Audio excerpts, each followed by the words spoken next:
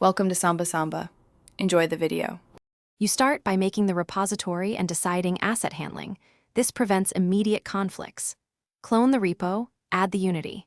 Git ignore, and commit the initial project settings and assets folders. Once done, configure Git LFS and push large binaries so others can pull without corrupting the repo. Make sure everyone installs the agreed Unity editor version and imports any required packages. Consistency here avoids serialization errors and mismatched scenes when you begin working in parallel. You now work on features using short-lived branches. This reduces overlapping edits. Create a branch per task, commit frequently with clear messages, and open pull requests so teammates can review.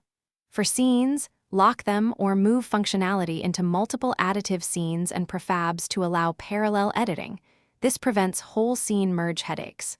Once satisfied, run pre-commit hooks and CI tests to catch script errors or asset serialization issues before merging into the protected main branch. You finish by synchronizing changes and validating the build. Keep merges small and test scenes and play mode immediately after pulling. Make code reviews a habit and rely on automated builds to spot regressions early. This preserves momentum. If you hit a breakage, revert to the last known good commit, create a hotfix branch, and notify the team so no one compounds the issue.